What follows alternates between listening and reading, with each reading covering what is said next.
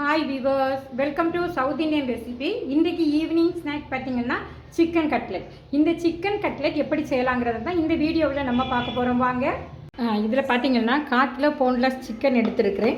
இப்போ இந்த சிக்கனில் பார்த்திங்கன்னா 1/2 டீஸ்பூன் அளவு இஞ்சி பூண்டு விழுது, அப்புறம் பார்த்திங்கன்னா 1 டீஸ்பூன் அளவு வத்தல் பொடி, ஏற்கனவே மஞ்சள் பொடி போட்டு நம்ம வாஷ் பண்ணி எடுத்துருக்குறோம்.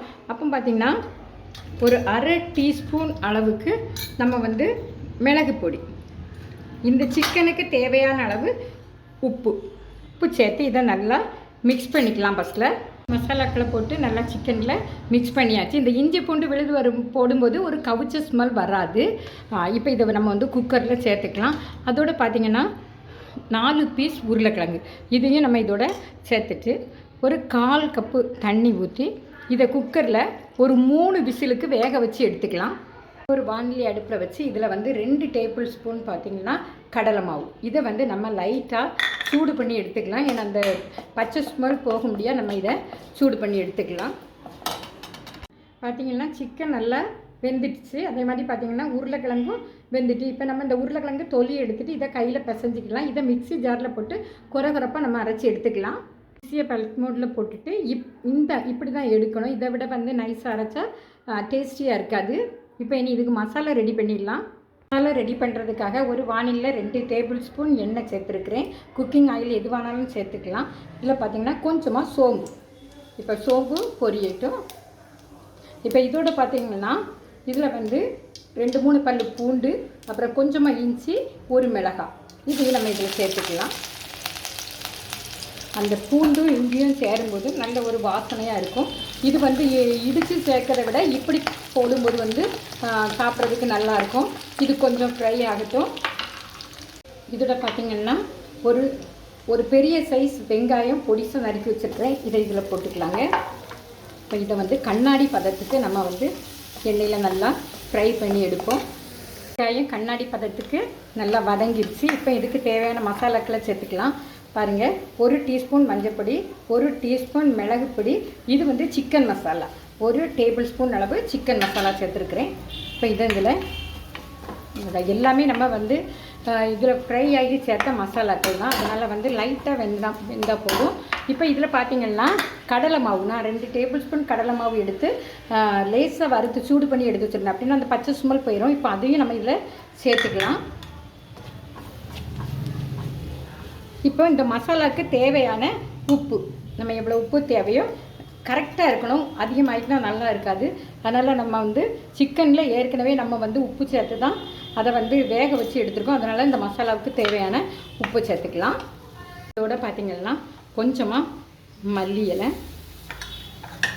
இதோட பார்த்திங்கன்னா இது வெங்காய இலை இல்லாதவங்க இது போட வேண்டாம். இது சேர்த்து கொஞ்சமாக இந்த மசாலா கூட நல்லா லைட்டாக சூடு பண்ணும்போது நல்ல ஒரு வாசனை வரும். அதுக்காக நம்ம சேர்த்துருக்குறோம். இப்போ இதில் பார்த்திங்கன்னா மசிச்சு வச்சுருக்கிற உருளைக்கிழங்கு இதையும் நம்ம இதில் சேர்த்துக்கலாம். சேர்த்து நல்லா மசாலாவோட மிக்ஸ் பண்ணுவோம். நல்லா மிக்ஸ் ஆகணும். நம்ம சிக்கனை சேர்த்துக்கலாம். சேர்த்து மசாலாவோட நல்லா மிக்ஸ் பண்ணுவோம். பாருங்க, இந்த அளவு மிக்ஸ் ஆனால் போதும். இப்போ நம்ம இதுக்கு உப்பு பார்க்கணும். உப்பு சரியில்லைன்னா உப்பு சேர்த்துக்கலாம். இப்போ ஸ்டவ்வை ஆஃப் பண்ணிவிட்டு இதை கொஞ்சம் ஆற வைப்போம். ஒரு முட்டையை கொஞ்சமாக உப்பும் அப்புறம் பெப்பர் பொடியும் போட்டு இதை நல்லா அடித்து எடுத்து வச்சுருக்கிறேன். இது பார்த்திங்கன்னா ப்ரெட் பொடி. இப்போ நம்ம என்ன பண்ணணும்னா மிக்ஸ் பண்ணி வச்சுருக்கேன் இந்த சிக்கனையும் மசாலாவும் நம்ம இப்படி கையில் தட்டி எடுத்துக்கலாம். இந்த வடைக்கு தட்டுறாப்பில் கட்லெட்டுக்கு ரொம்பவும் தின்னாக தட்டக்கூடாது, அதே சமயத்தில் ரொம்பவும் திக்காக தட்டக்கூடாது.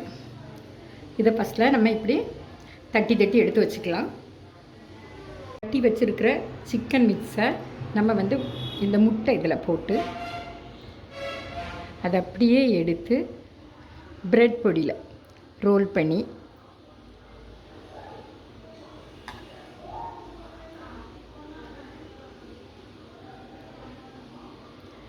இப்படி நம்ம எடுத்து வச்சுக்கலாம். எல்லாத்தையும் முட்டையில் அதை பெரட்டி அப்புறம் நம்ம ப்ரெட்டோட பொடியில் தான் இதை டிப் பண்ணி எடுத்து வச்சுருக்கிறேன். இப்போ எனக்கு இன்றைக்கி 12 கட்லெட் வந்திருக்கு. இப்போ நம்ம என்ன பண்ணணும்னா எண்ணெயை சூடு பண்ணதுக்கு ஒரு தவாயில் எண்ணெய் சூடு பண்ண வச்சுருக்கிறேன். எண்ணெய் நல்லா சூடாகட்டும். பக்கம் வெந்த உடனே நம்ம வந்து அடுத்த பக்கத்துக்கு அதை திருப்பி போட்டு வேக வைக்கணும்.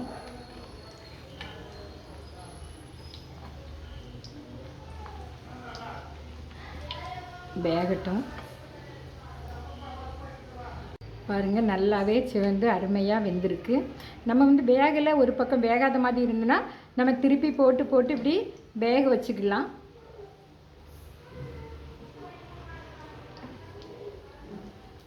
பார்த்திங்கன்னா கட்லெட் நல்லா வெந்துருச்சு, ரெடி ஆயிடுச்சு. நம்ம இனி இதை எடுத்துக்கலாம்.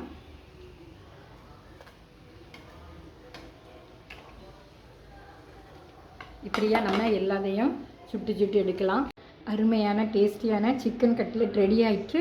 இதே போல் நீங்களும் உங்கள் வீடுகளில் செய்து பாருங்கள். லைக் பண்ணுங்கள், ஷேர் பண்ணுங்கள், மறக்காமல் சப்ஸ்கிரைப் பண்ணுங்கள். தேங்க்யூ ஃபார் வாட்சிங் மை வீடியோஸ்.